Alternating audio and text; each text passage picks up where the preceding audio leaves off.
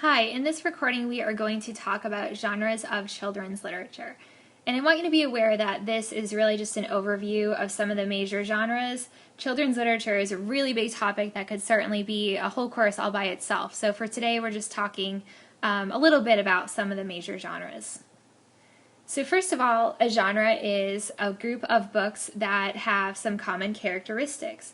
So you can think of a genre as sort of a character or category or classification of children's books. And I think that the idea of a genre will become a little bit more clear as we move throughout this video.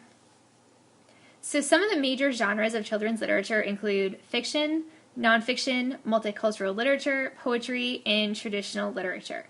Now, fiction is comprised of stories that have been made up by an author. They are not real. So nonfiction, on the other hand, includes books that are about people that have actually lived in real life, or about events that have actually happened in real life, or about some kind of scientific phenomenon. And I want you to be very clear on the difference between fiction and nonfiction, because in my past experience teaching this and other courses, I find that people mix those two terms up. So just be aware that fiction is made up and nonfiction is something true, something real that has actually happened. So we're going to start off by talking about some different subgenres of fiction.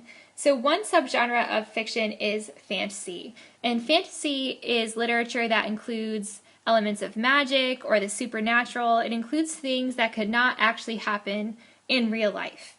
And oftentimes when we talk about fantasy, we categorize it into low fantasy and high fantasy. Low fantasy consists of stories that generally have a lot of elements of the real world, but they generally have some sort of element that is magical or supernatural, something that could not actually occur in real life. And Charlotte's Web is a really great example of low fantasy. Well, the setting of the story, which is a farm, and the human character, Fern, is very realistic. The fact that the animals in the story are able to communicate with one another through talking is not something that's real. So that's an example of low fantasy. Whereas high fantasy involves a lot of magical or supernatural elements, and fantasy stories or high fantasy stories are often set in worlds other than the real world. A really great example of high fantasy would be the Harry Potter series, which I'm sure that all of you are familiar with to some degree. There are many different types of fantasy stories. Stories about animals tend to feature animals that have some kind of human characteristic or animals that are able to talk. An example is Flora and Ulysses, the Illuminated Adventure. In that book we have a squirrel named Ulysses who is able to type poetry. And obviously animals can't really do that as far as I am aware, so that makes that story a fantasy. Much like animal stories, we also have stories about toys that have human qualities. An example is The Miraculous Journey of Edward Tulane. This book is about a rabbit who is made out of china who has very human emotions. He starts off in the book feeling very arrogant and prissy, doesn't really care about other people. However, he matures a great deal in the book and he becomes very lonely, and he understands the importance of friendship, so he really evolves throughout the book. Often in fantasy we also encounter worlds that are not real. The Adventures of Beagle, the Unimaginary Friend, which is the 2015 winner of the Caldecott Medal, is a great example of this, and this book starts off by having Beagle live in the world of imaginary friends, where all of the imaginary friends that have not yet been imagined by a real child live together somewhere. I don't know exactly where it is. And the story does shift, so the action takes place in the real world, but it starts off with Beagle living in this world of imaginary friends. Then we have ghost stories. An example of this being The Graveyard Book by Neil Gaiman. And in this book we have a boy named Bod who is being raised by the different spirits in a graveyard. So that has a really large supernatural element to it, because most of the characters are people that have passed away a long time ago. Then we have time warp stories, and time warp stories often feature a character who travels through time in order to prevent a problem from happening or in order to solve a problem. A great example of this is When You Reach Me by Rebecca Steed, and we have a character in this book who travels through time in order to prevent a tragic accident from happening and harming another character in the book. And then we have books that feature characters with magic powers. For example, in Princess Academy by Shannon Hale, the protagonist of the book, Miri, is able to communicate with other people telepathically as long as the people she's trying to, or as long as Miri and the other people she's trying to communicate with are touching a particular type of stone that is mined in the village where Miri lives. So Miri has this magic power as long as she is able to come into contact, physical contact with this type of stone. Then we have science fiction as another subgenre of fiction, and sometimes people classify science fiction as a form of fantasy, but I would say it's really different from fantasy.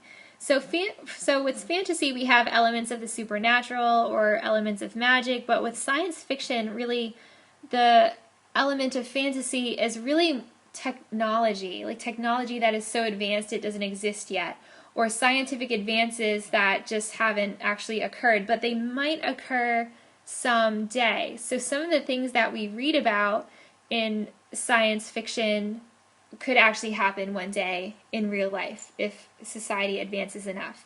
A good example of that would be the Divergent books by Veronica Roth. There are, I think, 3 in the series, maybe there's a 4th one.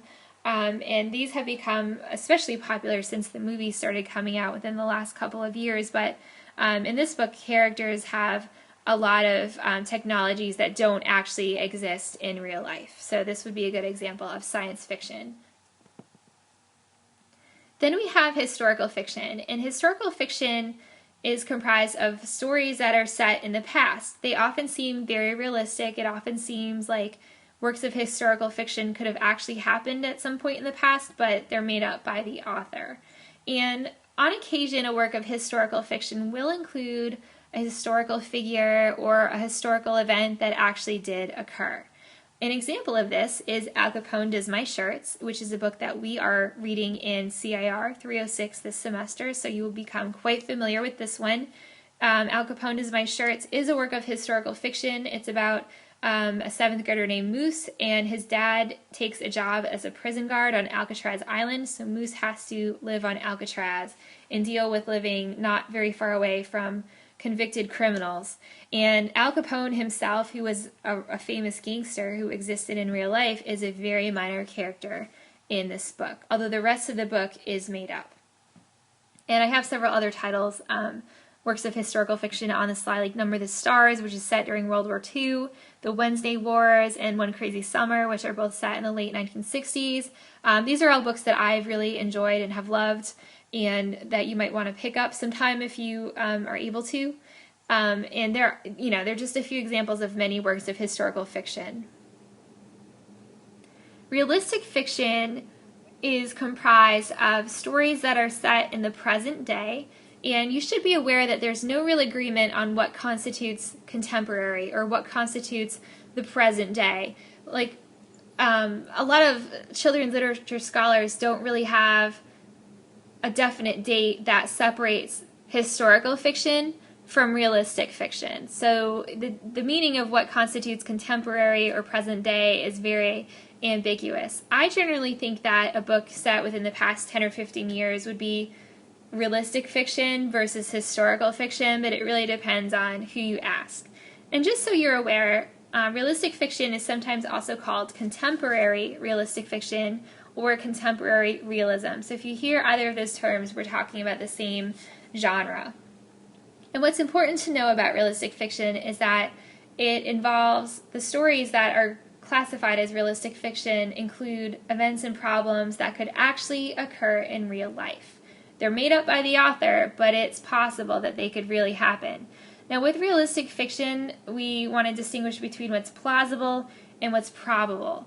So realistic fiction always needs to include things that are plausible, meaning things that could actually occur, but sometimes realistic fiction also includes events and situations that characters get themselves into that are not always probable, very unlikely, because sometimes these works of realistic fiction include very zany series of events that are not very probable, but they are plausible. They could actually happen sometime, somewhere. So realistic fiction includes characters and settings that are very realistic, as the name of the genre would suggest. The plot usually involves some kind of real world or real life problem or situation that children are likely to encounter. And usually with realistic fiction, the books aren't overly didactic, meaning that they're not really trying to overtly communicate some kind of message or moral to students, but they often do teach students something about life and what it's like to grow up and be part of society. So there are several different types of realistic fiction that I am going to talk about. One would be survival and adventure stories. And Holes by Louis Sachar is a really great example of an adventure story, or really sometimes it's more of a survival story. And that's a book about a boy named Stanley who is falsely accused of a crime, and he is sent to a camp for juvenile delinquents, and he is forced to dig holes all summer. And his story is actually intertwined with some stories of the past. And it's really interesting how Stanley's story comes together with these historical flashbacks that happen throughout the book. And if you've not read Holes, you are in for a real treat. I strongly recommend that. Mysteries are another type of realistic fiction. One mystery that I've enjoyed is 3 Times Lucky by Sheila Turnage, which was just published, I think, in 2012, maybe 2011. And this is a book about Mo and Dale, who are rising 6th graders, and they live in a really small town in California. And it's a really quiet town where not a lot happens, but then one of their neighbors is murdered, and nobody knows who did it. So Mo and Dale form the Desperado Detectives Agency in order to try to solve the crime. So it's a mystery. And then we have books that include a lot of humor. When I was a child, I really loved Tales of a Fourth Grade Nothing and one of its sequels, Super Fudge, both by Judy Blume. And that's about a family that seems very typical. They live in New York City. The oldest brother, Peter, is always dealing with the crazy antics of his younger brother, Fudge, and the stories are just really funny. I still find them funny, and I'm north of 30, so anyhow. Animal stories are also forms of realistic fiction. Because of Winn-Dixie is a much-loved example of that, and in Because of Winn-Dixie we have a character, Opal, who has just moved to a new town, and she's feeling very lonely, and one day she encounters a stray dog at a Winn-Dixie store, and she adopts the dog, and the dog helps her make all sorts of friends in her new town. So it's a really heartwarming story about friendship, too. And then sports stories are another popular type of realistic fiction. One that I enjoyed as a child, and this book is kind of sad, is Hang Tough, Paul Mather. That's about a young boy who really loves baseball, and then he develops leukemia, which hinders his ability to play the sport that he loves the most. So yes, there are more types of realistic fiction that we're going to talk about here. Friendship is another major theme that you are likely to find in realistic fiction. The View from Saturday by E.L. Konigsberg is about a group of 4 children who are all in the same class at school, and one of them begins inviting the 3 others to tea parties at his house, and they begin getting to know each other and forming this really tight friendship, and they realize that their lives are intertwined in a lot more ways than they realize. So, interesting story. Then we have family, which, as you would probably expect with children's books, is a really big theme. One example is The Higher Power of Lucky by Susan Patron. And that book is about a girl named Lucky whose mother has passed away and her father wants nothing to do with her. So she is living with her father's ex-wife, Brigitte, who is her guardian. And Lucky is learning how to accept her family for what it is, and she's learning how to trust and not be so worried all the time that people are going to abandon her. Growing up is another major theme in works of realistic fiction. Moonpenny Island by Tricia Springstubb was published just in 2015, so it's a fairly new book. And that's about a girl who is going into, I think, 6th or 7th grade, and her name is Flor. And she realizes throughout the book that her life and her friends and her family are not quite as perfect as she always has thought them to be. So she's really beginning to see the world for what it is instead of wearing rose-colored glasses. Then we have books about disability, a recent example being Wonder by R.J. Palacio, and this book has really become quite popular and very widely read. And this is about a 5th grader named August, and his face is very severely disfigured. And because of his severe medical problems, he has been homeschooled up until 5th grade, and then he decides he wants to enroll in school and have a more normal life by being in a classroom with other students, but because he's never been in school and because his face is so severely disfigured, he's not quite sure how other kids are going to accept him. So it's all about his struggle to fit in and make friends. Then we also have books about foster homes. One classic is The Great Gilly Hopkins, and in this book we have our protagonist Gilly Hopkins, who's very gritty and rough, very abrasive character, but over time she learns to accept other people and learns to love other people and to let go of the past. We also have realistic fiction books that deal with the theme of loss. On My Honor by Marian Dane Bauer is one such example. This is about two friends, Joel and Tony is very adventurous, whereas Joel is a lot more cautious. And one day Tony dares Joel to go swimming in the river, which no one is supposed to go in because it's very dangerous.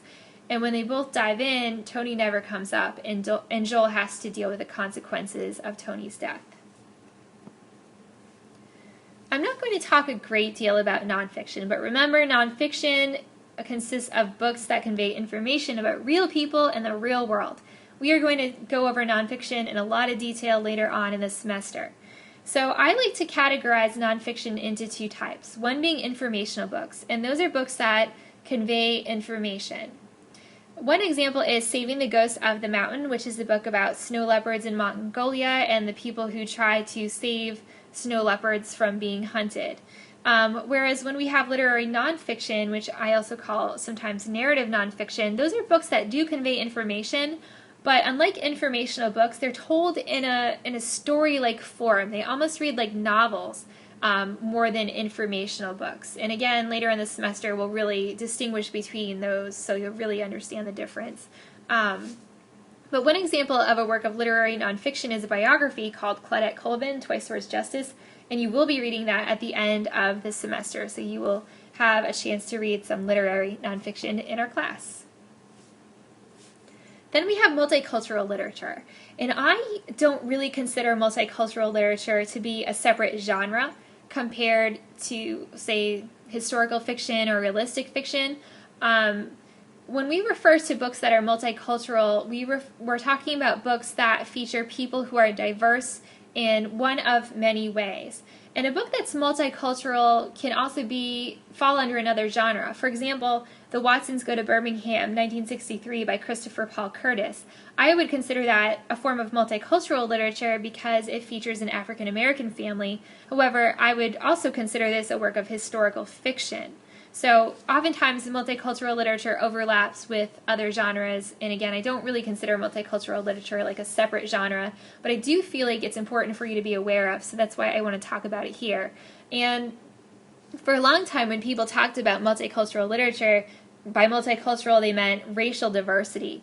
But today there are many forms of diversity that are accepted as being multicultural. For example, exceptionality or disability, religion, as well as things like social class and gender are considered forms of diversity, and therefore books that feature diversity in those senses are considered to be multicultural.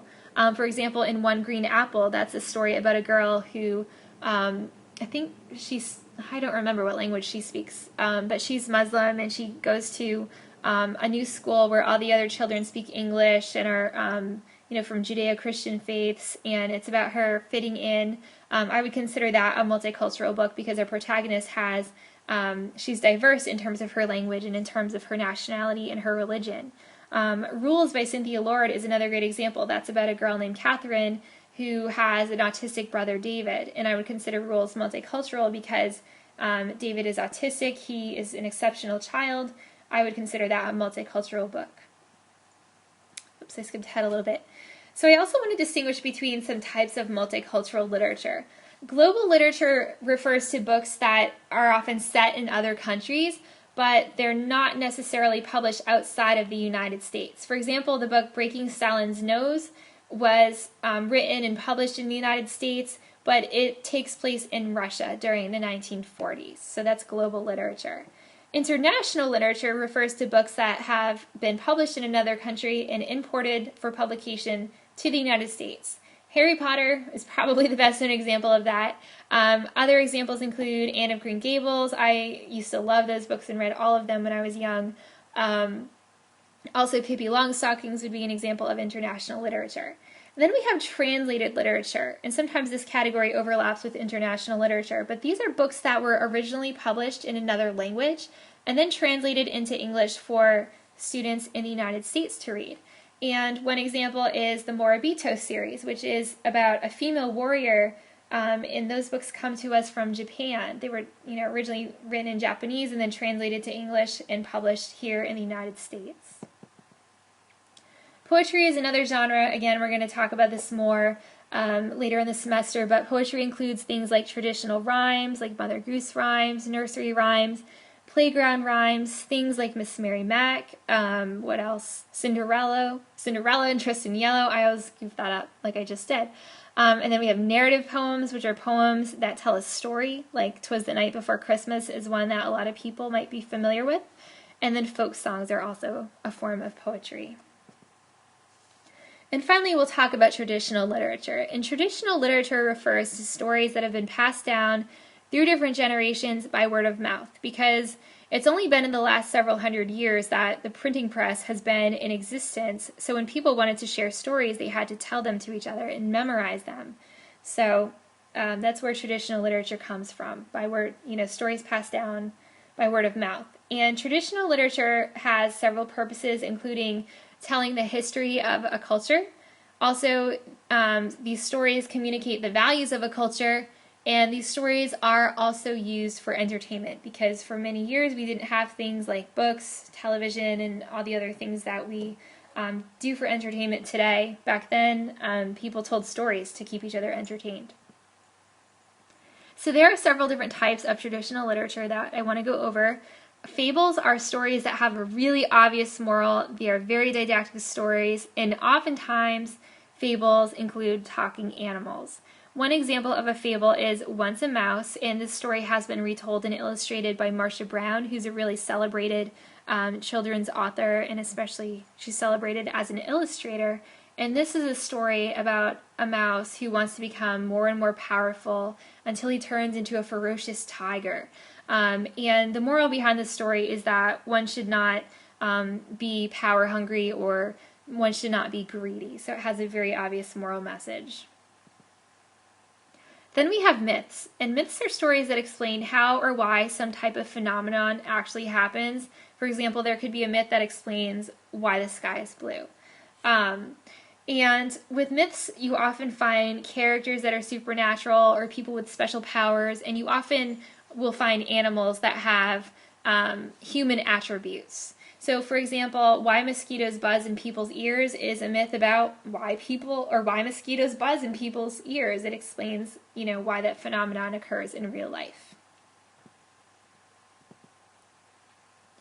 So then we have legends, tall tales, and realistic tales. And legends are simply stories about a particular culture's heroes or leaders.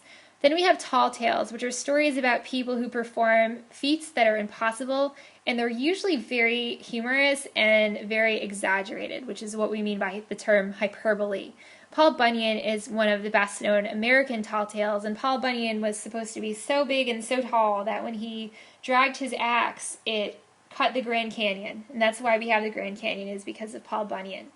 And then sometimes we also have tales that seem like tall tales, but they are actually based on some element of truth. For example, sometimes people don't realize Johnny Appleseed, even though he's legendary in American culture, he was actually a real person, who did plant apple seeds. So even though Johnny Appleseed's story has been very much, exaggerated to some extent, he was a real person. Then we have folk tales, and these are stories about people, animals, or supernatural beings. And these stories convey a culture's values, or it conveys some type of universal truth. And fairy tales are a lot like folk tales, except they tend to have magical or supernatural elements. Now, you are probably familiar with the story of Cinderella, especially thanks to the Disney movie that has been around for many years. Well, a lot of other cultures besides, Western European cultures have Cinderella stories. And as you know, the moral of the Cinderella story is that kindness pays. It is not good to be mean and cruel to other people, but being good and kind to others is really highly valued by cultures across the world. So that story of Cinderella is really meant to convey that universal truth that it is good to be kind to other people. Good things come to those who treat others well. Then we have trickster tales and noodlehead stories. And trickster tales are stories about a main character who's really clever and takes pleasure in outsmarting other people. And one trickster tale, I think it comes from Africa, that's really well known is about Anansi the spider. I think there are many stories about Anansi, but he's just one really well-known character. And he's a spider who is always tricking people into doing silly things. Then we have noodlehead stories, and these are funny stories about main characters who are really just ridiculous.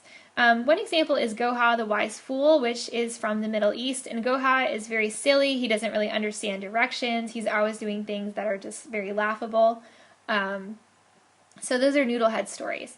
So kind of a more contemporary American version of a noodlehead story would be Amelia Bedelia books. If you're familiar with those, Amelia Bedelia is a maid, and she misinterprets directions and does the wrong thing all the time. And it's very humorous because we understand what she should be doing, and she does, something that's completely off the wall instead of doing what she's supposed to. So Amelia Bedelia is kind of like a contemporary example of a noodlehead story. And finally, we have Mother Goose stories. Those are things like poems and nursery rhymes like Jack and Jill, Little Boy Blue, and so forth. And Mother Goose stories and Mother Goose rhymes do tend to overlap with the genre of poetry. Sometimes they're classified one way, sometimes they're classified the other way. But those are Mother Goose stories as well, many of them. All right, so I know that was a lot of information, but if you have any questions about genres of children's literature, please feel free to let me know, and do be aware that we will be studying children's literature throughout the semester, so you'll be learning a lot more about it.